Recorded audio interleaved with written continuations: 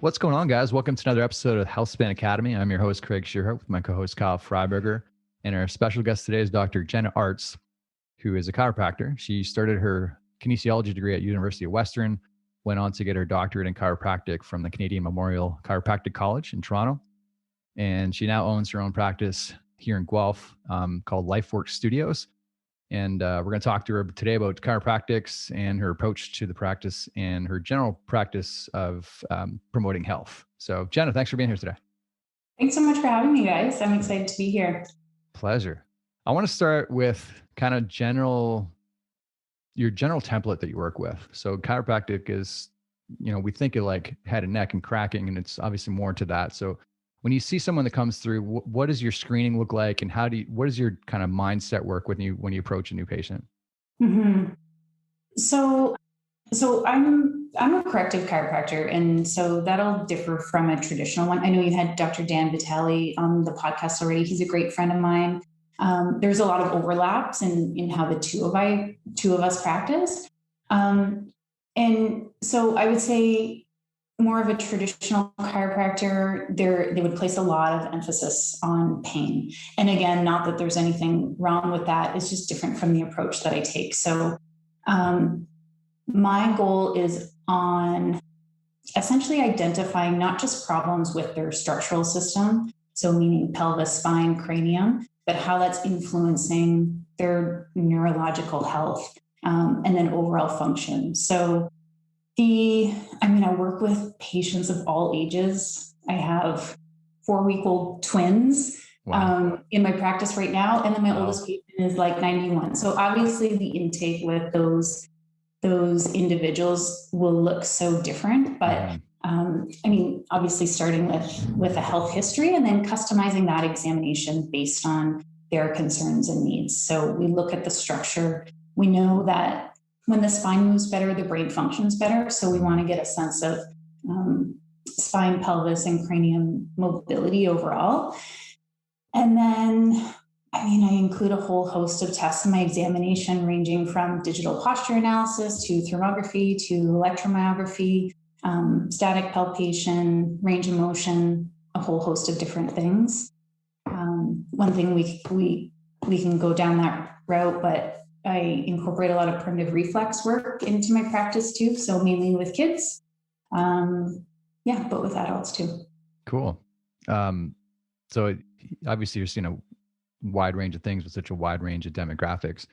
Have you noticed patterns since the pandemic started? Have people found is there more stress muscles that are just holding people back? What are the typical? Has there been a shift in what you've seen last year and a half or so? There has, in symptomatic presentation as well as clinical findings. So we're all under more stress. Mm-hmm. I think the main piece is there have been more stressors that are outside of our control. Mm-hmm. So I've seen that shift in patients, a lot more headaches, migraines, silent migraines, so without aura, a lot of chronic fatigue, burnout, not sleeping, hormones a mess, just not recovering well, chronic neck, back pain, joint pain in general, really bad posture. Yeah.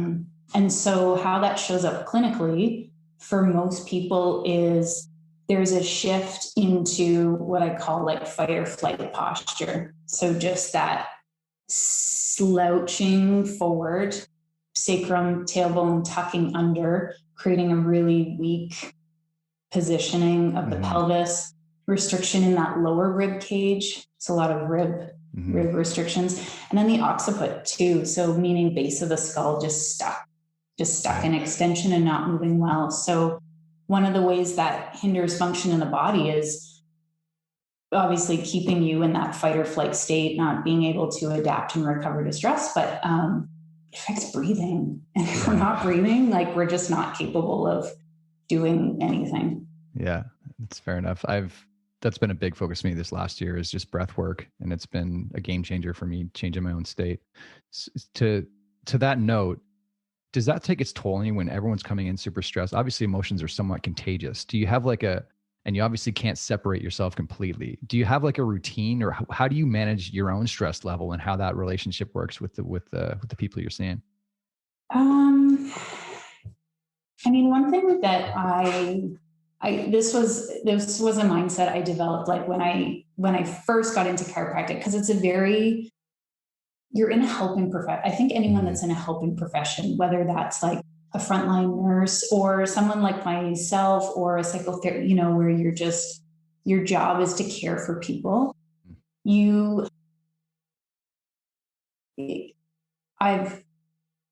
I always circle back to like, I can't care about people's health more than they do. Right. And I can do my absolute best to facilitate health and healing in the body, but ultimately at the end of the day, it's their call. Yeah, exactly. And so, yeah, I've just learned to do my very best when I'm here in practice, in facilitating that health, but just letting go and not holding on to so much responsibility for the results that they have.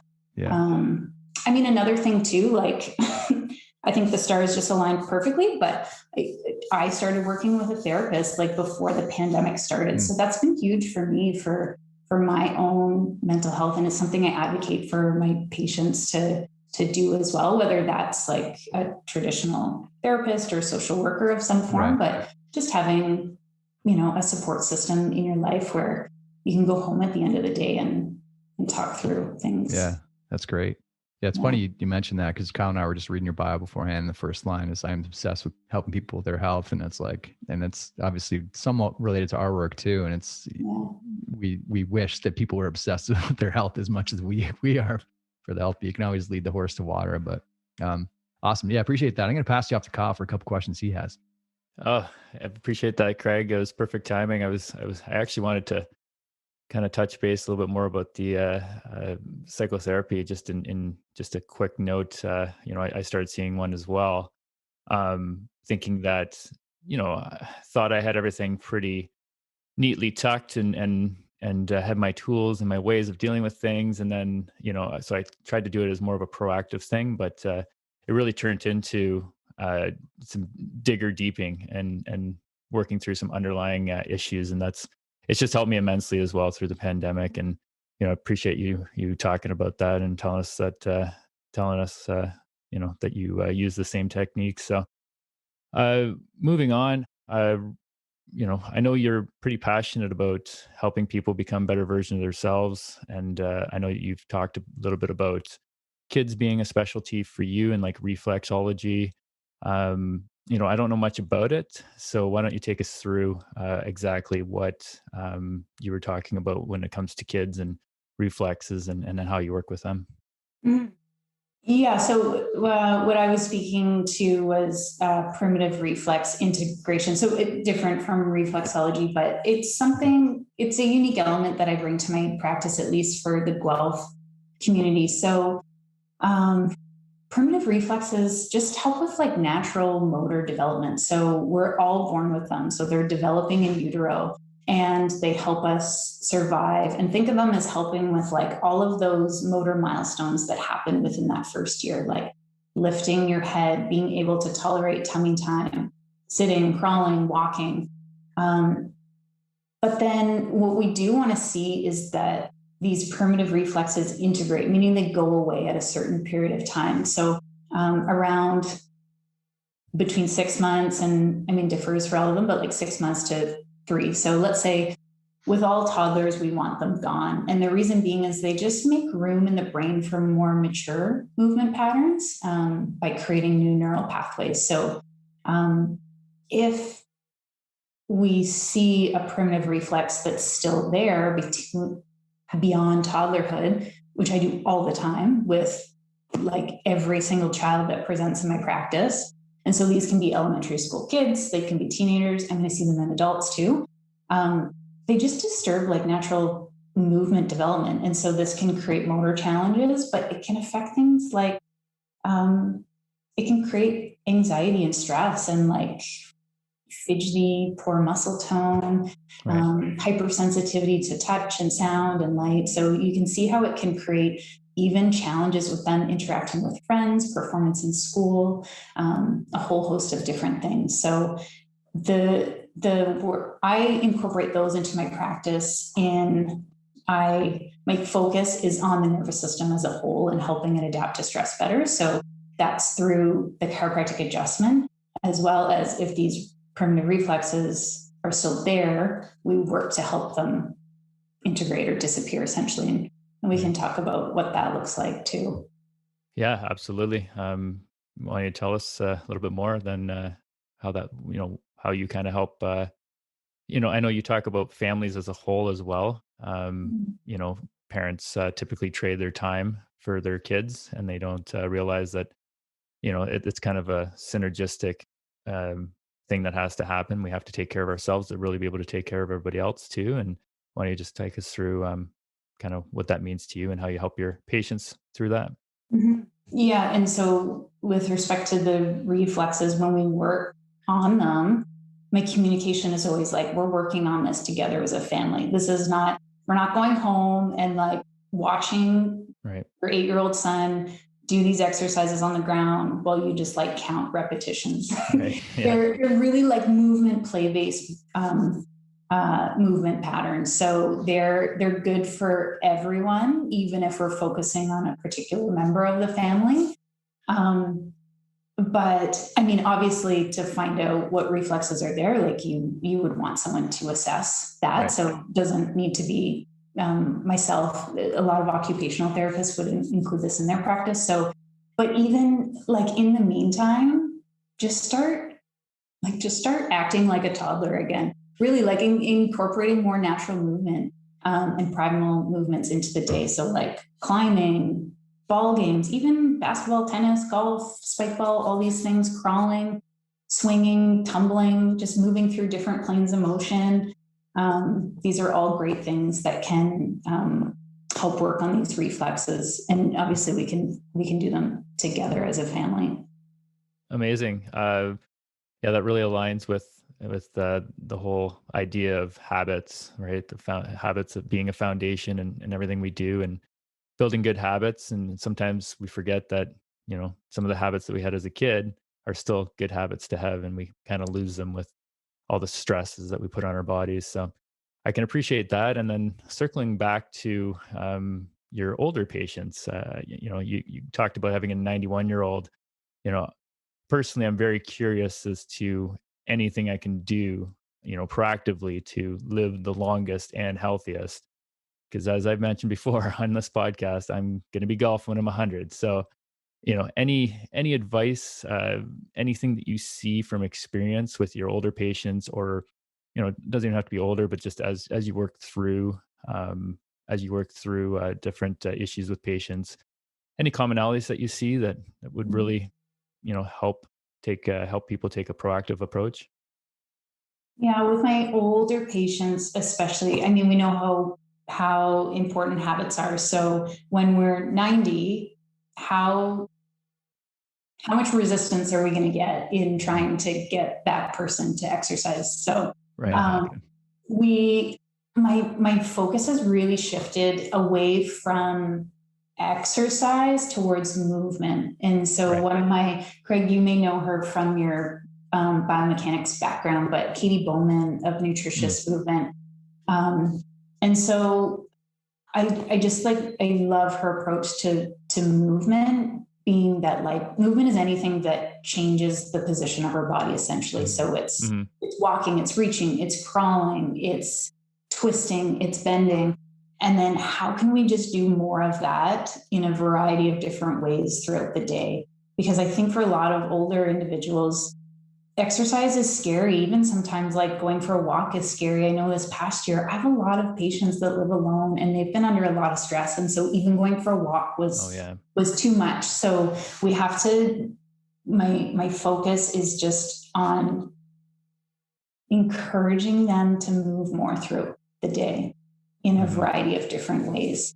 I know, and then just to your earlier question, Kyle, about like, how do you, with younger families, or even myself with 2 young kids, like how do we find that that balance. And Katie Bowman talks about this a lot in like stacking your life. So instead of blocking out separate times throughout your day to do separate things, just start combining them. Like for me, maybe like a 20-pound kid doesn't sound like a lot of weight, but like put her in a carrier on your back and then cook dinner or vacuum the house or like walk around the market. And then you're moving your body, you're spending time with your children. And then you're preparing a meal or you're doing chores or errands around the house. Awesome. And there's nothing more functional than that. no. I love that. That's definitely a James Clear thing as well, habit stacking. And that's changed my life, start tying it all together. So, and circling back to that word exercise, right? And being a scary thing for some people, or, maybe a socially, the socially norm is when you ask people that question, it's, so I have to run and I have to be at the gym lifting weights and I have to, but it's, I think we're spreading the word a little bit more and more and bringing a little bit more and more awareness that it's like you said, just put I have a weighted vest. I go for lots of walks with my girlfriend and stuff. And sometimes I just put the weighted vest on, 20 pounds, 30 pounds, whatever that needs to be. And an hour walk now becomes exercise. And anybody that argues differently is, has no idea what it, what it actually feels like. Cause it's, you're sweating by the end and your heart rate's up but you were outside, you got the walk in, I got the, I was with my partner, we were still able to talk and do everything that we wanted to do. And, now it's an hour of exercise, but I didn't have to go to the gym and isolate myself and just, keep my headphones on and feel like I did something that way. So awesome. I'll pass it That's over one to of the things that I love about Royal City, Craig, like just the variety of movements that you include in your programming. And then just the community aspect is huge, right? Like that's, I'm not going to, like you said, Kyle, put my headphone, if I wanted to go somewhere and put headphones in and not interact with anyone, I wouldn't be there, right? So there's so many positive impacts on health outside of like just the physical movements in the training program there, which is huge. Awesome. That's great. I want to kind of come back to the core part of your practice. And I know there's a bit of a split in chiropractic world of modalities, activators and TENS machines. And it's almost like getting into physio. I'd like to get your take on that and your rationale behind your take on general modalities in chiropractic and how you see them as being a fit. Mm-hmm. I think they're hugely valuable. I just chosen not to include them in my practice. So I think there's so many valuable tools for our health, and we can't. It's never resonated with me to be a jack of all trades and to have too many tools that I lose focus or expertise on the ones that are really important to me. So I have a really beautiful network of other practitioners here in Guelph. And so often I'm referring out to them for modalities or other therapies. And I think it's important to have a cohesive relationship with other practitioners and just appreciate that you don't have to do everything. Like, why would I say this to patients all the time? Like, I'll give you my best guess on what I think is going on in your foot, but I'm going to be totally clear. Like, I'm not a foot expert. So here are my thoughts. I'm going to make sure that your spine, your pelvis, cranium are moving great today and your nervous system's better able to adapt to stress. And then I'm going to give you this card on the way out and I want to connect you with XYZ. Yeah. I love that. Valuable. And I think there's probably some clientele that like they want you to be the expert of everything, but I feel like for the most part, at least this is how my mind works. If you are able to sort of draw those lines and refer people to other good people, I'm going to trust you more. And because I find the same thing with a coach. Like when you take in too many different training styles, I feel like your own biases come into play and you tend to gravitate towards all these things that tend to fix you or the people that you know, and it doesn't tend to always resonate well with those people. So I like that approach, and that's a solid answer. Well, Craig, I didn't always take that approach. Like I used to try to answer every question, and then I was like, what am I doing? I'm just like, what's the point? It's not serving me and it's not serving them. So let's just let go of that. Yeah. There's really no winning trying to BS your way through something if there's someone else who can answer it better. Right. And I think that's, I try to use the philosophy, just surround myself with people smarter than me. Right. And then I'm always going to get smarter. Totally. You don't have to know everything. And exactly. And I want what's best for my patients. And if I'm not the best person to help them, I'm totally honest and upfront with them. Yeah. Like, I don't feel like, this may not be the right place for you. I think this person is going to help you with this particular issue. Yeah. Because the goals that you have don't match up with the value I'm able to provide. So like, let's just get you in the right place. And it's a win-win all around. For sure. And people will respect that, obviously. So I want to circle back to your own personal habits. It's been somewhat of a crazy year, to say the least. So, and I think it's kind of sometimes easy to get lost in your own habits, and with having a young family, where your priorities lie. And you've talked a little bit about your philosophy of movement. But we could choose to focus on mobility or nutrition or strength or cardio or anything but biohacking. What is your main focus right now for your own personal health, and what do your habits look like around that? So honestly, they would go back onto like habit stacking, as Kyle mentioned, like stacking your life, as Katie Bowman has spoke about for years. Because if I'm not in my practice, I'm home with my kids. Yeah. So my husband, Matthew, and I, we had very different health habits before we had kids. There was more time, there was more energy, there was more flexibility in our days and schedules. And we've just learned to accept that it's so much better for our entire family's health as a whole to try to stack these habits on top of one another. So whether that's like doing yoga in the living room with Mila, or putting Max on my back in a carrier and going to the market. I'm reading a book right now called Hunt, Gather, Parent. It's not totally health, but it's like parent related. Health, Gather, Parent by Michaeline Duclef, I believe.